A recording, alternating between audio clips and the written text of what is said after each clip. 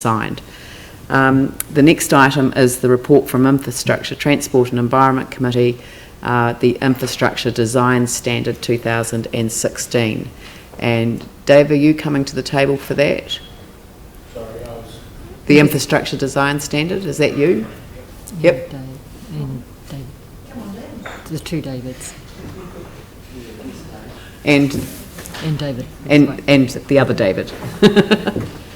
Sorry, what I've been doing at the beginning of these meetings, because we've got new councillors, we're just asking that people introduce themselves at the end of the table, so that all councillors know who we're meeting with. So. Good morning, I'm Dave Adamson. I'm the General Manager of City Services. And I'm David Boothway. I work in David's team, and I'm the Strategic Asset Planning Manager.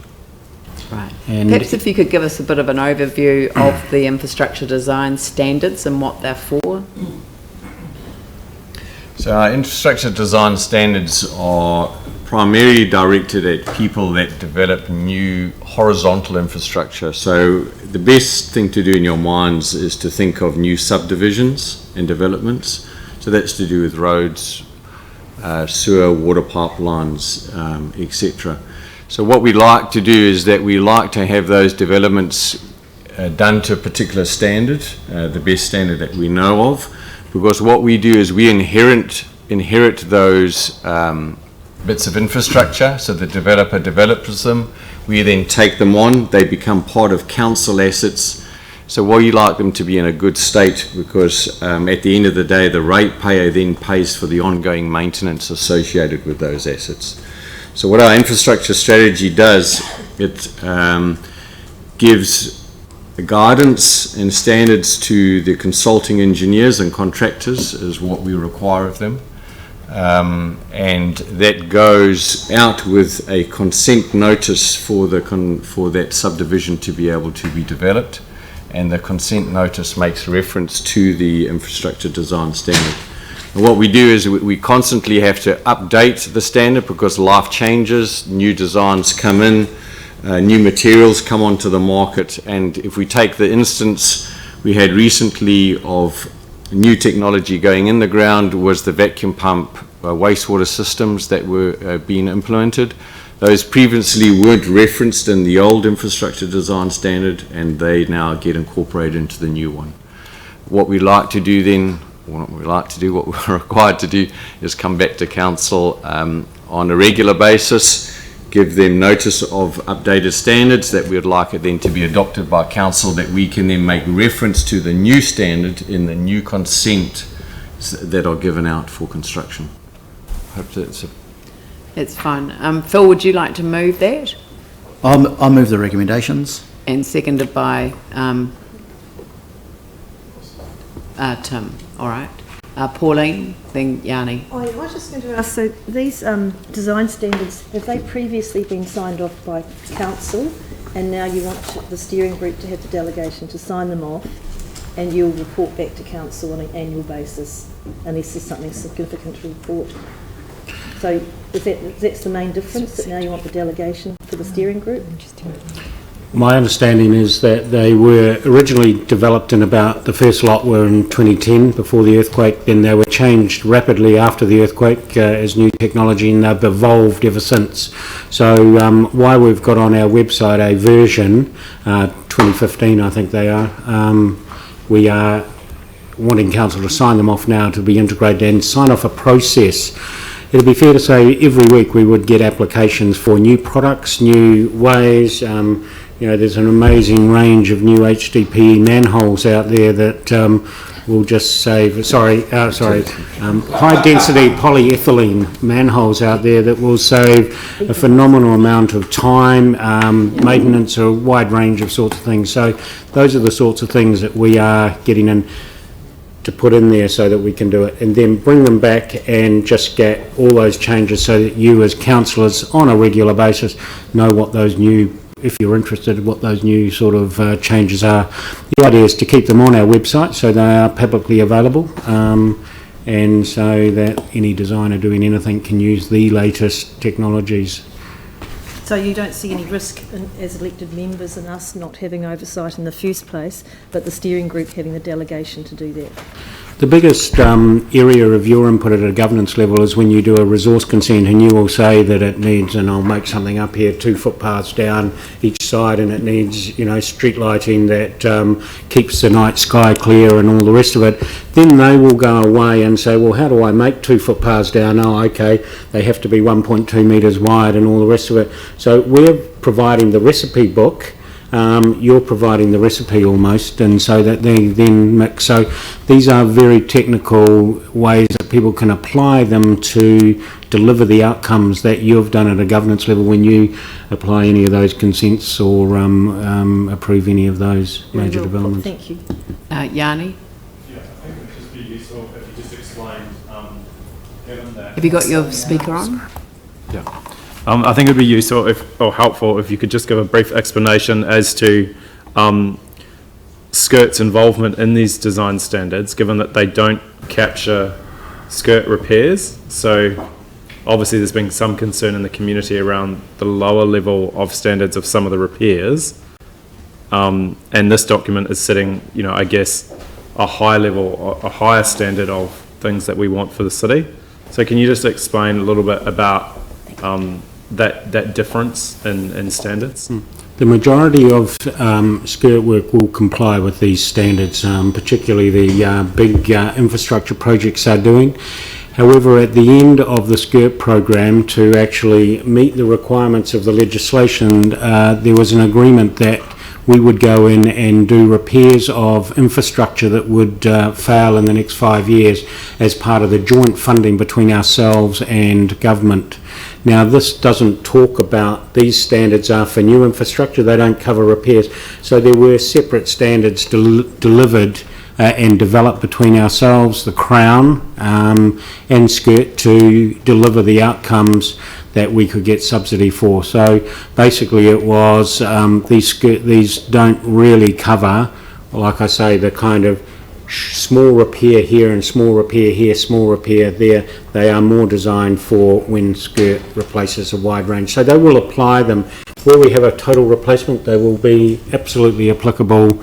And so the majority of the work Skirt has done will have fully complied with these standards. And one of the things I would say is a lot of the upgrades of this are some of the solutions that they have innovatively through Skirt designed, got approval for and have been applied in the network. Right. So I just want to be really clear though, that approving these today is not reducing the standards that we already have in place, because Skirt have found a way to do something cheaper and less than what we actually would want as a city. All of Skirt work is fully designed and it's at construction, and so basically we these standards lift the standard of what we're applying. It lifts the environmental standards, it lifts the performance for ratepayers, it's got better energy efficiency, it brings in all the state of the play, both probably definitely all the best national practice, but it brings in a lot of best international practice too. So I think you'll find that these are probably as leading edge as everywhere, as anywhere in the country at the moment. Did I hear you correctly in saying that some of the standards that have been written into this were actually utilised by Skirt in delivering a new way of delivering things that were never covered by standards? So we've actually, we're adopting standards that brings in this new practice through different systems that have been developed by Skirt. A very good example would be Skirt have put in a number of fiberglass manholes throughout the network, and I happened to be at a conference and they had all these photos saying that this is best practice showing the rest of the country. And I said, oh, that's impressive. And they said, oh, well, that's Christchurch and that's Christchurch and that's Christchurch and that's Christchurch. And so it was quite amazed how well that's proven. It's good technology. We have applied it, we have adopted, and if you have a look, we did give you a list of 50 or 60 different changes that have happened in the standards since the last ones were adopted. Those successful solutions have been incorporated into the standards. So it doesn't mean that people must put in a fiberglass manhole. A concrete manhole will do. However, we are saying that if you want to put in a fiberglass one, in certain places it would be a better solution, a cheaper solution, and a longer lasting solution for us. I think picking up on just the other point that Yanni made is, do you think that we should consider whether these design standards should be more applicable to renewals and to repairs? The real issue that you've got is a renewal and repair, sometimes a bit of a bespoke solution depending on what's been there in the past. You know, a good example would be we can reseal after a certain number of reseals, however we need to rip and relay, and so you depends on what the depth of reseals that you've put on there, depends on what mix of the old bitumen they've put on there, what kind of because sometimes you'll get bleeding through it, so it's quite hard to say one. Now, you will find there's New Zealand standards that cover renewals, for example, of pavements. There's New Zealand standards that talk about relining of sewer pipes. There's New Zealand standards, and we really utilise the latest standard in that appropriate area, and that's really what gets tied into our construction documents. So if we were going to do something, we would have another suite, I would say, and not an IDS, I don't know what we'd call it. We'd call it the repair, design standards, which would then document all of those documents probably that we use in that other side of it. So it'd be a separate document, Right. But we do actually have a good practice guidelines on that. So Well, thank you very much for that, because I must admit that sometimes these technical reports can be a little bit challenging, but I think you've really helped, certainly me, understand all of the detail. Yeah, Glenn. Thank you. Just a couple of quick questions there. So just to double check, this only applies to new subdivisions. So if we're considering, say, Midway Street, which is going to be rebuilt, these won't apply there? No, so that it's new. I gave the new subdivisions as an example. As an example. Yeah. Okay. So effectively, it's new infrastructure that would actually go in that we inherit, or we design, or put in ourselves that we have to then look after. So this will apply then to rebuilt. If we're rebuilding the same standards really apply. We will reference a pavement strength in these documents, and that will be the pavement strength that we will do when in renew.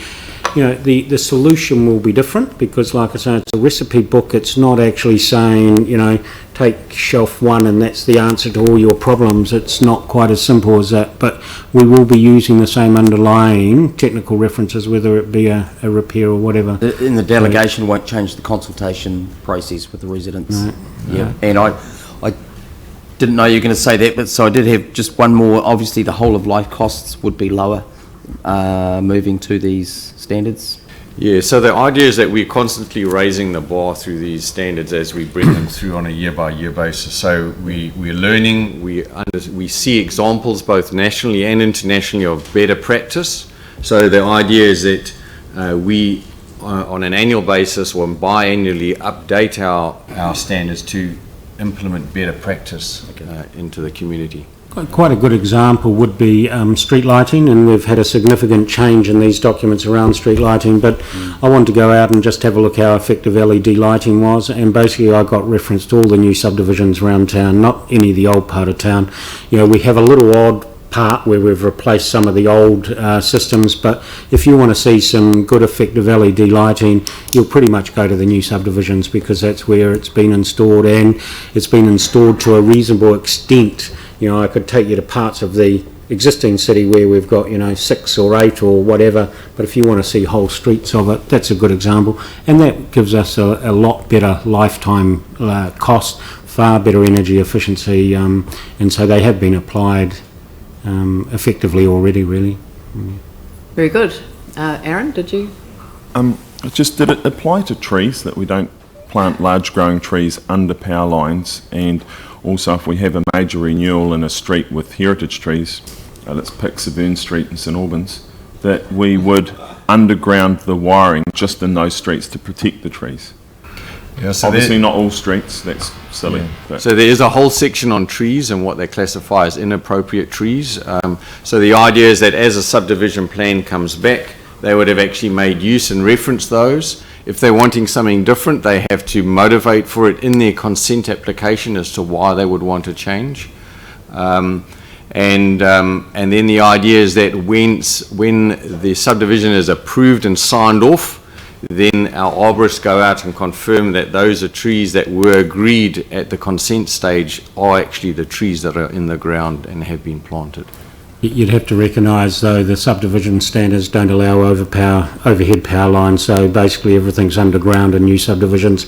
So existing parts is a little bit more tricky, because basically it depends, if you're only doing the pavement, in actual fact, there's no reason why you would apply the rest of the standard, because you're only doing a part of a contractor, so it depends on a horse for a course, really. And so new subdivisions won't have overhead services really anymore. It's just a thing of the past. Yeah, and the reason I asked it is because we don't have a tree policy yet, so it'll just be which one comes first, the tree policy or this one, which one would override, only for the renewals of those major tree streets, which aren't that often. You'll find in the IDS there is a tree policy in there, and as if you have a look, a good example would be Victoria Street. There was a tree policy around there. We were looking at the size of the trees as part of the revamp, and you'll see the plans that you sign off actually have each tree species defined, what we're taking out, what we're putting in. One of them, Victoria Street, was a good example, because we did get a lot of feedback about the deciduous trees, and we got a lot of feedback about stormwater problems with them, but we also then, people recognise if you don't have deciduous trees, you then also have an icing problem, which is a health and safety problem. So whatever you do is a trade-off somewhere if you want trees in the street, and it's a balance. But we do get specialists write that part of the guidelines. Yes, of all the streets you could have used, for example, but Sorry. anyway, we won't go there. Yeah. So that's been moved and seconded. I'll put that motion. Yanni? Yeah. So, I think this document is actually a really important document. And I appreciate that, we've got now a dynamic process to update it. I just think we should pay more attention to it. I think it'd be really good to brief the community boards, because many of the local issues around new subdivisions only having footpaths on one side of the road, or you've got areas where, say the lighting, for example, some of the glare from the new LED lights has been problematic. So it'd be really good for the local community boards as well to understand, if there are issues that need to be addressed through that, how we can do that. I think the other thing for me is that, I am concerned. I appreciate that there's some new innovation that SCIRT are doing, but I am concerned that the repair standards don't match these standards, because I can't see why we'd be spending money doing for new things and then spending money having things that are repaired that aren't repaired to a new standard. And if you take things like asphalting of cul-de-sacs, or places that had asphalt that now get chip seal, but if it was a new subdivision, there's no way they would get away with it. So I think we do need to think about just having a clear mechanism to align the standards. I don't know if it has to be a separate document, but there should be something that explains to the community why they're getting standards like patch repaired streets, for example, rather than the infrastructure design standard streets that we expect others to do. So, I know there's a lot of work that's gone into this. There's a number of things that you've said through my questions that are not appropriate to raise through here. The number of traffic lights on intersections, for example, or off-road cycleways along state highways. Those are things that I'll pursue through other means. But I do think, some of the conversation we've had today, this is a really important document for how the city looks and feels, and it's something that public should hopefully have some greater understanding of through our local democratic processes, because it actually does make a huge difference to people at a local level when it's done well, and obviously when it's not done well we get lots of issues of concern, like the Noble subdivision. And you haven't touched on it, but I know you've mentioned to me that you think these new changes will provide greater safety assessments at the start of a subdivision project rather than at the end, which should lead to better safety outcomes and community outcomes, and hopefully that's one of the legacies of the Noble subdivision, which was very contentious. So it's good to see that you're learning and putting into practice these new ways of doing things that will improve the outcomes. And I'm quite happy to take that on board, that we will go around the community boards, and I think probably David and Yvonne are the two people that should do that. And as soon as you approve them, they are ready to go up online. The existing infrastructure design standards are online, so they are available. A public document will replace those ones with these ones, and I just don't have a timetable for that, but hopefully that'll happen within the next sort of week or so. So as soon as they're up online, then it would be a good time to go and tell the community boards about what's in them, and then anyone who's got a spare 5 or 6 days could read through them. Phil. Well, look, I think it's good we've had this discussion. I guess the previous city committee, we sort of learned a lot of this by osmosis, and it's good to see in the report, and Dave has reiterated, that in fact this information, when we sign it off, will be up on the website for people to see. And I think that distinction between new work and repaired work is really important for us, and so that's perhaps another area where we need to consolidate and have some information so there's clarity around these things. So I think that it's a good report, and I think it's been important though for all councillors and for elected members with the boards, that in fact we are across this. So thank you for the report and work. Very good. I'll put that motion. All those in favour say aye. Those opposed say no. That's carried.